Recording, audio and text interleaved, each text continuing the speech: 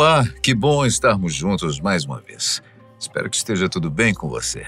Nas últimas semanas, centenas de imagens de salas de hospitais lotadas na China estão tomando conta das redes sociais.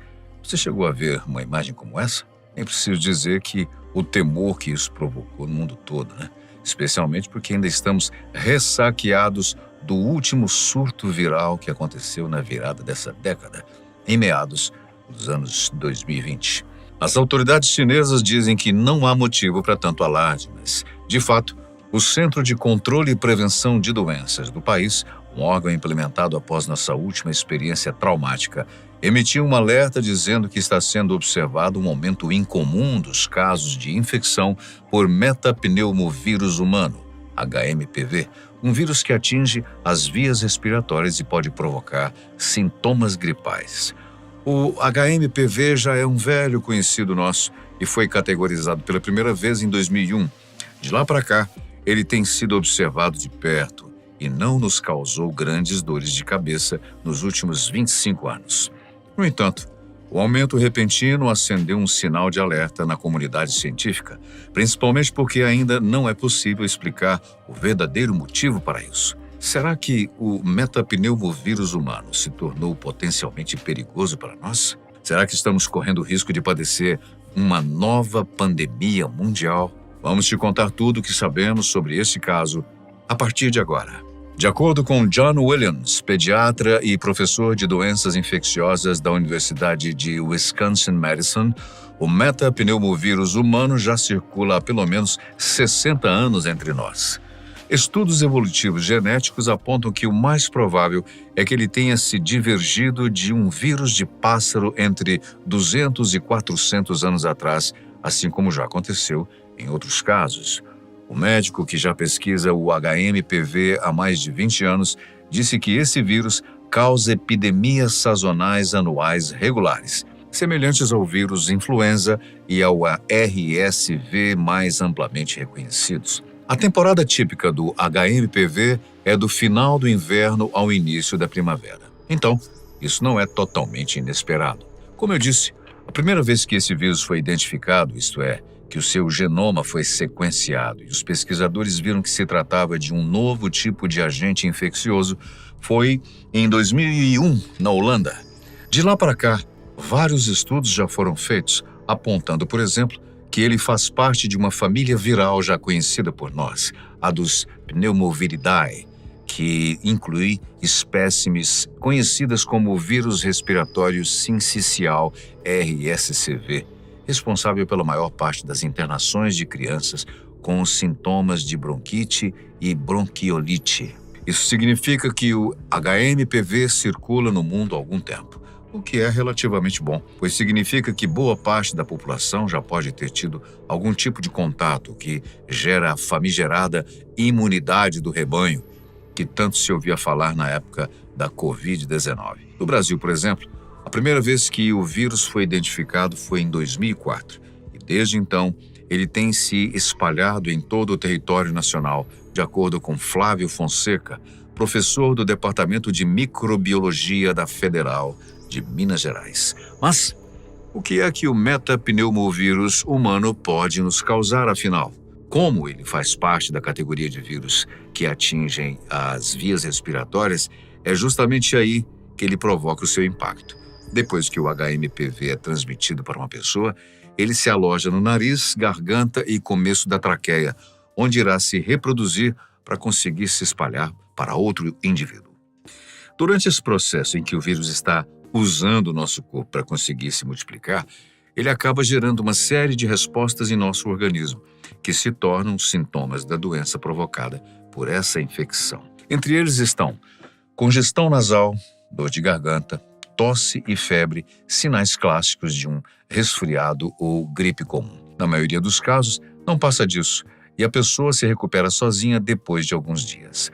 No entanto, assim como aconteceu com o SARS-CoV-2, o agente causador da Covid-19, os sintomas podem evoluir para quadros mais graves em alguns casos, especialmente entre pessoas que estão no chamado grupo de risco. São elas: crianças muito novas que não tiveram experiência anterior com os vírus, idosos e pessoas com comorbidades, principalmente aquelas que têm o sistema imunológico comprometido, como pacientes em tratamento de câncer ou HIV. Desse modo, como existem pessoas que podem sofrer graves consequências com uma possível infecção, é claro que esse surto precisa ser observado com atenção e todas as medidas cabíveis precisam ser tomadas para que o aumento repentino dos casos seja controlado, sobretudo porque, comparado à gripe, RSV e Covid, ainda não existe uma vacina específica para o metapneumovírus humano, nem mesmo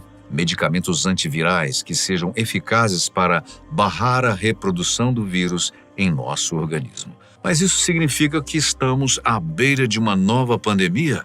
Bom, não é bem assim. Quando tratamos de assuntos complexos como esse, que envolvem variáveis biológicas, políticas, econômicas e científicas, é bastante difícil fazer uma previsão exata do que vai acontecer. Mesmo assim, a maioria dos especialistas concorda que este surto não deve evoluir para algo maior, pelo menos não a nível global, como aconteceu em 2020. Um aumento no número de casos já é esperado nessa época do ano no hemisfério norte, já que eles estão no inverno e os vírus respiratórios se comportam de maneira sazonal. Ou seja, eles são mais resistentes ao frio e, por isso, se espalham melhor nesta época do ano. O fato das pessoas passarem mais tempo em ambientes fechados também favorece a contaminação.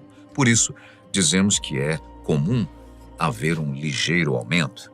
Nas últimas semanas de dezembro, o Centro de Controle de Doenças dos Estados Unidos mediu uma taxa de 2% de testes positivos para metapneumovírus humano em pessoas que procuravam auxílio médico com sintomas gripais. No mesmo período, 19% dos testes indicaram que os pacientes estavam infectados com o vírus influenza e 7% com SARS-CoV-2, responsável pela Covid. De acordo com a doutora Carla Garcia Carreno, diretora de Prevenção e Controle de Infecções do Children's Medical Center, é necessário que haja um índice superior a 10% de diagnósticos semanais para que seja considerada uma epidemia, isto é, uma disseminação local que deve atrair a atenção de médicos e autoridades responsáveis.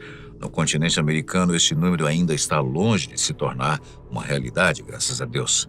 No entanto, William Schaffner, médico infectologista e professor do Vanderbilt University Medical Center, disse que na Ásia os números já são bastante expressivos, principalmente na China, o que pode indicar que realmente haja uma epidemia, um surto local.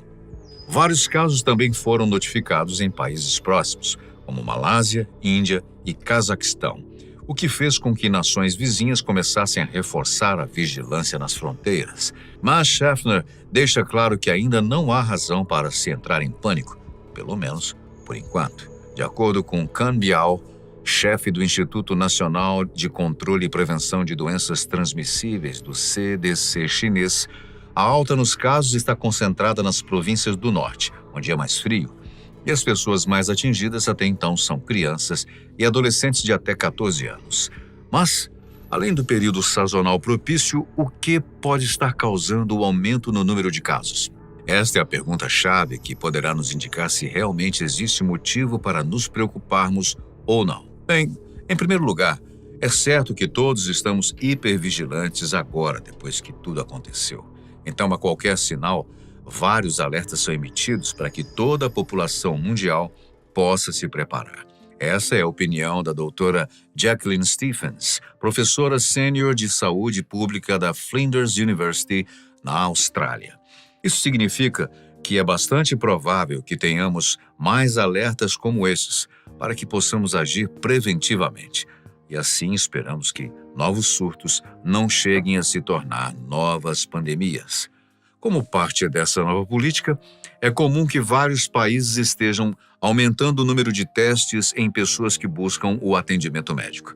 Quem nunca saiu frustrado de um consultório com o diagnóstico genérico de uma virose? Pois bem, a tendência é que, no futuro, essas viroses comecem a receber seus devidos nomes, para que os vírus e doenças possam ser devidamente catalogados e acompanhados ao longo do tempo.